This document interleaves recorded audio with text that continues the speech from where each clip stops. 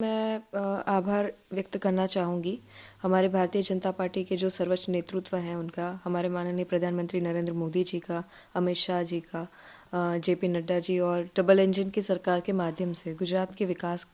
के पथ में जो भी कार्यरत हैं, ऐसे हमारे माननीय मुख्यमंत्री भूपेंद्र भाई पटेल, सी आर पाटिल जी और जामनगर के जितने भी संगठन के कार्यकर्ता भाइयों बहनों हैं और ख़ास करके जामनगर की जनता कि उनके विश्वास के आधार पर मुझे आज एज ए प्रत्याशी चुना गया है। तो डेफिनेटली यस कि एक जो विश्वास है और आपने जो बोला कि सेलिब्रिटी, तो ये एक मेरे लिए इस हिसाब से हेल्प करता है कि मैं रविंद्र जडेजा जी की वाइफ हूँ, तो सेवा के भाव से पहले मैं कर रही थी सेवा, वो ट्रस्ट के बैनर से एज ए कार्यकर्ता के तौर पे कर रही थी। अब जाके मुझे पार्टी में चुना गया है एज ए उम्मीदवार के तौर पे, तो डेफिनेटली सत्ता के माध्यम से, सत्ता के मंच से मैं एक जो सीमित वर्ग का मैं कर रही थी उससे हटकर, उससे आगे बढ़कर एक बहुत ही मास का, बहुत ही ज़्यादा लोगों का मैं कुछ अच्छा कर पाऊंगी। पर्टिकुलरली सरकारी जो भी स्कीम्स है, केंद्र सरकार राज्य सरकार के जो भी स्कीम्स हैं उन तक पहुंचाना। जामनगर एक महानगर है और मेरी जो सीट है वो 78 नॉर्थ यानी कि सिटी की सीट है, तो डेफिनेटली महानगर से लेके स्मार्ट सिटी बनने तक की जो जर्नी है वो हमें तय करनी है, लोगों के साथ तय करनी है, लोगों के बीच में रह के तय करनी है। तो वही एक मेरा मंत्र है, वही एक मेरा थॉट है कि मैं किस हिसाब से जामनगर को महानगर से स्मार्ट सिटी की ओर आगे लेके चलूँ। सबसे महत्वपूर्ण बात है यहाँ पर जो ननद भाभी की भी दिख रही है, क्योंकि आपकी ननद जो है वो कांग्रेस के जो उम्मीदवार हैं उनकी तरफ से कैंपेन कर रही है। घर का पूरा मामला यहाँ पर हो गया है, तो किस तरीके से इसको आप फेस करेंगी? देखिए, this is not the first time कि एक ही फैमिली से दो अलग अलग व्यक्तित्व किसी अलग अलग विचारधारा के साथ जुड़े हों,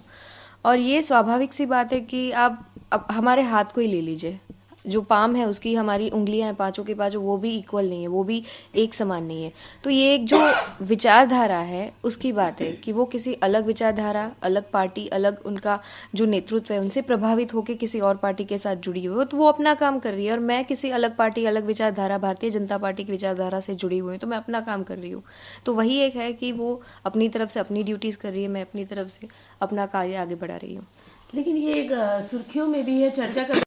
अलग अलग विचारधारा से हो तो सवाल उठना लाजमी है। किस तरीके से इसको आप लोग घरेलू अगर बात करें तो कैसे मैनेज कर रही हैं? नहीं, अभी तो माहौल इतना हाइपर है कि पीक है इलेक्शन मोड का, जो अभी पीक टाइम चल रहा है, तो डेफिनेटली ऐसा टाइम नहीं मिलता कि एक दूसरे के साथ बैठ के आराम से चर्चा करे कि ये है, बिकॉज बहुत ही शॉर्टर पीरियड ऑफ टाइम है। लोगों तक पहुंचना मेरा एक अभी मेन फोकस है कि जितना हो सके उतना मैं लोगों के बीच में जाके भारतीय जनता पार्टी का जितना भी विश्वास है लोगों में वो बढ़ा सकूं। तो वही एक बात है और वही मैं दिमाग में लेके चल रही हूँ। तो अभी ये सारी चीजों के लिए टाइम नहीं है, मुझे जो करना है उसमें ज्यादा केंद्रित होके मैं आगे बढ़ रही हूँ। मतलब ये कह सकते कि ये मतभेद है, मनभेद नहीं है? Definitely yes yes.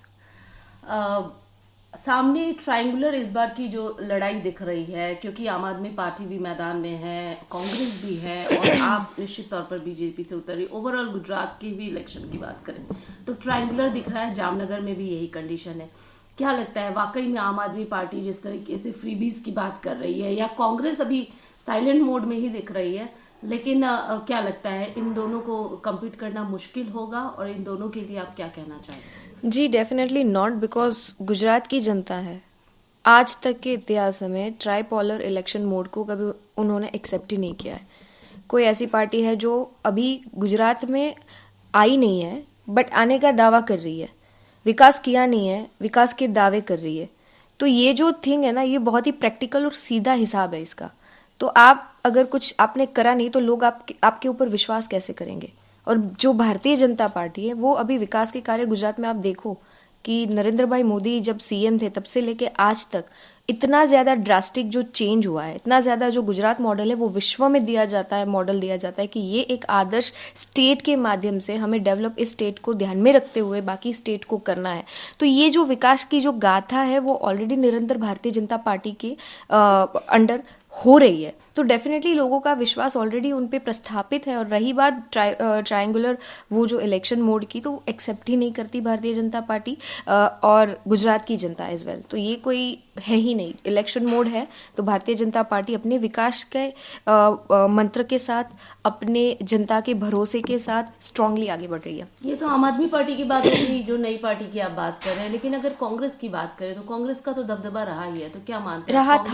रहा था पास्ट कितने सालों से, अब डेकेड से देख रहे हैं कि जिस हिसाब से गुजरात का जो विकास हुआ है, चाहे वो स्टेच्यू ऑफ यूनिटी हो, चाहे वो बहुत सारे प्रोजेक्ट्स ऐसे ऐसे, बिकॉज मैं डिटेल में ना एलोबरेट करूंगी तो उसमें बहुत समय लग जाएगा। इसीलिए आई एम जस्टिंग कि ये जो सारा एक जो विकास का पथ है वो भारतीय जनता पार्टी के नेतृत्व से प्राप्त हुआ है। और लोगों को एक विश्वास है, लोगों को एक अंदरूनी एक बात जो होती है कि हम किसी पार्टी की विचारधारा के साथ जुड़े हुए हैं तो हमें उसी के साथ आगे बढ़ना है, उसी को ज्यादा से ज्यादा बेहतर बना के चलना है, लोगों के बीच में जाके रखना है। तो वही एक बात है, वही स्टैंड कर रही है अभी। महिला उम्मीदवार हैं आप, और अगर बात करें तो कुछ स्पेसिफिक आपने सोचा है, मतलब रिवावा जडेजा का क्या मूल मंत्र है, किस तरीके से काम करेंगी स्पेसिफिकली महिलाओं की अगर बात करें तो? जब मैं 2019 में भारतीय जनता पार्टी में ज्वाइन मैंने किया, तभी से लेके अभी तक मैंने 200 जितने गांव हैं वो मैं घूमी हूँ। खास करके जामनगर के जितने भी आसपास के गांव हैं, वहां जा जाके स्त्री सशक्तिकरण, नारी जागृति का जो एक कैंपेन मैं चला रही थी, वो इसी बात को ध्यान में रखते हुए था कि मेरा ये मानना है कि कोई भी घर में अगर महिला जागृत है, महिला सशक्त है, तो वो भावी पीढ़ी के लिए एक बहुत ही अच्छी बात है। क्योंकि निरंतर अगर हमारी भावी पीढ़ी की बात करें तो वो ज्यादा से ज्यादा माँ से सीखते हैं, क्योंकि घर का पूरा जो नेतृत्व है वो एक लेडी के ऊपर डिपेंडेंट होता है, एक महिला के ऊपर डिपेंडेंट होता है। वो अपने बच्चों को सिखाती है, वो अपने बच्चों को समझाती है, आने वाले फ्यूचर के लिए वो तैयार करती है। क्योंकि गुजराती में एक कहावत भी है कि एक जो शिक्षित माता है ना, वो 100 जितने शिक्षकों की गरज है वो पूरी करती है। तो इसी बात को ध्यान में रखते हुए सशक्तिकरण मेरा पहला जो है वो मुद्दा रहा है। वो आर्थिक तौर पे, मानसिक तौर पे, शारीरिक तौर पे और राजकीय तौर पे कैसे महिलाओं को इंडिपेंडेंट, स्ट्रांग और एम्पावर किया जाए, वो जो थॉट है उसके ऊपर मैं डेफिनेटली फोकस कर रही हूँ। आपके हस्बैंड की अगर बात करें, क्रिकेटर हैं, काफी फेमस हैं, और आपके हस्बैंड हैं, तो कितना एज अ हस्बैंड वो आपको, क्योंकि आप अब राजनीति में हैं, दोनों ही देश की सेवा कर रहे हैं दूसरे दूसरे एंगल से, कितना वो आपको सहयोग कर रहे हैं? जी डेफिनेटली, मैं नहीं, हमारे देश की जितने भी शादीशुदा कपल हैं, ठीक है, तो लग्न व्यवस्था का मतलब ही ये है कि एक दूसरे का पूरक बन के आगे बढ़ना। फैमिली जब होता है तो उनके सपोर्ट के बगैर कोई भी चीज़ या कोई भी सफलता आप हासिल नहीं कर सकते हो। जैसे कहा जाता है कि पुरुष सफल हो तो उसके पीछे एक महिला का जो हाथ है, वो भाग है, वो सेक्रीफाइस है, वो बहुत ही अहम होता है। तो वैसे ही अगर कोई महिला आगे बढ़ रही है तो डेफिनेटली, और उसके पिता, पति, भाई, और मैं तो यहाँ तक जाऊंगी कि हमारे जामनगर के भारतीय जनता पार्टी के जितने कार्यकर्ता भाई हैं, उनका सभी का रोल है मुझे इस मुकाम तक ले आने के लिए।